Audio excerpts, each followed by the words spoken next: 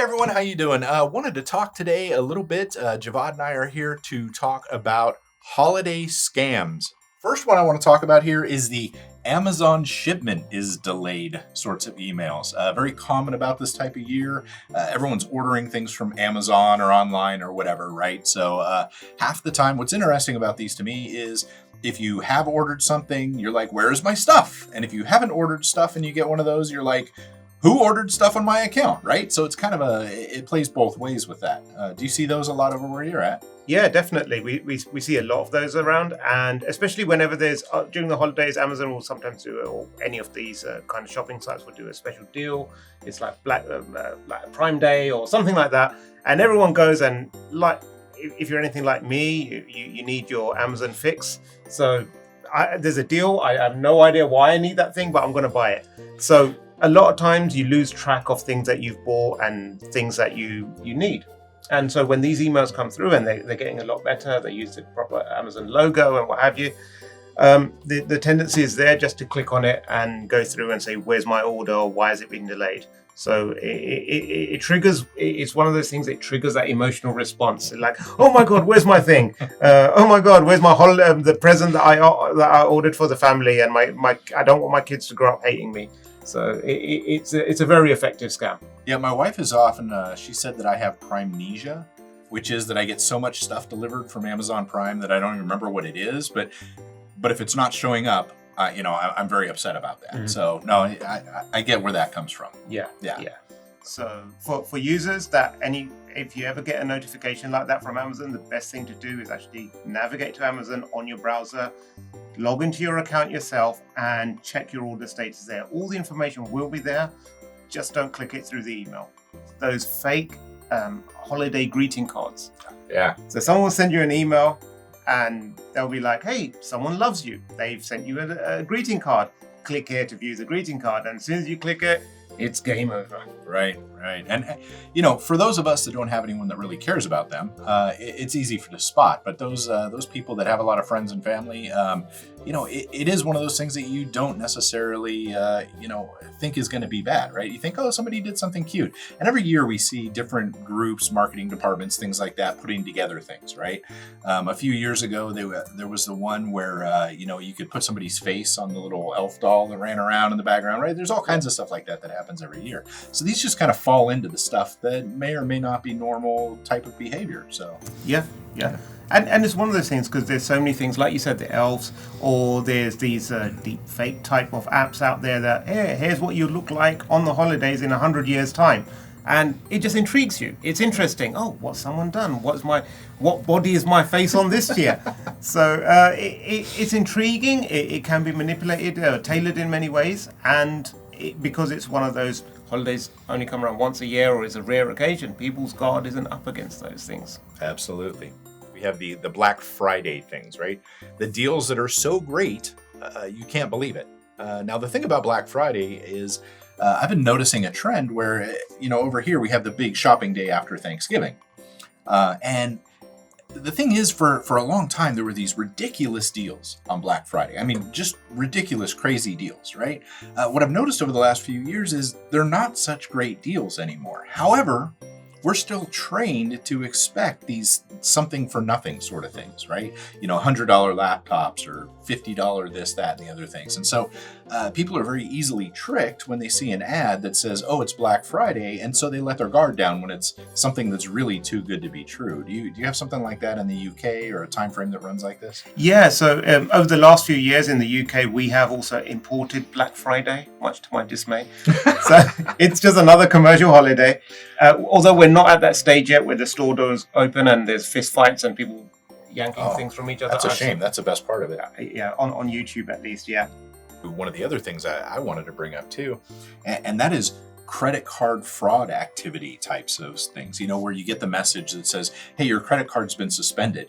You're like, oh man, I'm waiting for these things to come in. I bought all this stuff and now I'm not going to get it in time. So you get the text message, you get the email that says, hey, your card's been suspended. Log in here and make sure that we know that this is an okay transaction so you can get it. And of course, they steal your login information for your credit card, and then the real fraud happens from there, right? Do you see that over there too? Yeah, we see a lot of that. And this is something that's really, it's a very difficult problem to address, because when legitimately your credit card gets blocked because of potential suspicious behavior, that can have a big impact. We were just talking about this earlier, that you could be in the middle of a Uber ride, and if your card's blocked, you've got no way of paying at the end of it. That could impact your rating. There are so many things where we're dependent on it on an ongoing basis. So again, the fear is very real, the impact is very real. The best way is to look on the credit card, look at the number on the back, phone it up, and speak to them directly. And it does sometimes feel very inconvenient because you're put on hold for a long time, but it's worth going through that pain than clicking on that link to unlock it and having a greater loss. And this is a kind of like a more emerging scam, and it's targeted a lot around the holidays, but we see it built into a lot of retail or buying things, is the fake mobile app. And mobile apps are the ones that we see quite a big shift towards. It's nowhere near taking over the market, but it's gradually building up, where people will put in apps that bypass the controls built into some of these app stores. And it'll be like, hey, click here and you'll get discounts, or buy through here and you get money back or cash back on these things. And again, it's all about capturing your information. Even the first few might be legit. You might get legit, like some cash back or something, or it'll show up on that. And it sucks you in, and you tell your friends, hey, this is great. I enjoy buying through it. And next thing you know, the company's disappeared and it's run off with all your money. Yeah. When it comes to companies like that, one of the things I like to tell people is if you see something that you haven't worked with before, you're not familiar with, and it's a great deal or whatever, obviously you want to Google the company and see what's going on. But not only are you looking for bad reviews, but you're looking for like 7 or 8 just raving reviews. If all of their reviews are just raving good reviews, that's another big warning sign, because they'll go up and do that and then get people suckered in. And like you said, then these people go, oh, I made $1 back, I'm going to tell all my friends about it. Next thing you know, you have all these people in there, and then it all goes downhill. Yeah. At this time, there's a lot of charity scams that go on as well. Mm-hmm. And charity scams we see a lot of after any natural disaster. They pop up, but at holiday times, and people want to feel good about themselves. It's a season to share and care, and a lot of people are reflecting on that. So just be very careful of that. You'll get emails, or you get websites pop up, or you get promoted, because it's very easy to spend money on an ad on a social media platform. Mm-hmm. And they don't do a lot of checks on a lot of things. So you can say, hey, donate to this, and these orphans can enjoy the holidays as well. And you might not even realize, and that's the thing on these ones, sometimes you don't even realize. Sometimes you bet your $5 and that's the end of it, and you think you've done the right thing, but it hasn't. The money hasn't reached the ones you think it can do.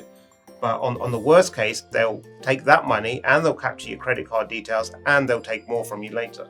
Yeah, absolutely. So you really want to research wherever you're giving the money and make sure that it's going to real places. This is an in-person sort of thing, right? Like Craigslist or Facebook Marketplace, where maybe you're meeting people in person. You want to pick up that new, whatever it is that's hard to get. I'm going to show my age here, but back when I was a kid, Cabbage Patch Kids, right? You look at like the Wii U's and some of those things during times. Some of these things are very, very hard to get. So you'll have these people that post up on, Craigslist or whatever, and they say, hey, I've got this thing. And so you go to pick it up and it's all nice and shrink wrapped. You get it home and it's a brick in a box, right? Yeah.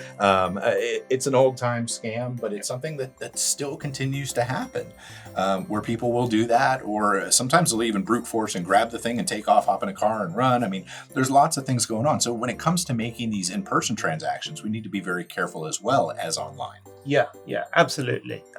And I think that kind of like, for me, the main thing to be aware of is these scams, especially around the holidays when there's lots of people out in shopping malls and looking for a bargain, is they're not all going to be a phishing email. Mm-hmm. They're not going to be just the same old templates being used again and again. It could be an SMS message to your phone. It could be an in-person attack. It could be a letter through your letterbox. Mm-hmm. There are all these channels. Be safe out there. Pay attention to things. If it does look too good to be true, be very, very cautious with that and take some of the tips and tricks. So thanks for joining us for this little chat. Stay safe out here this holiday season.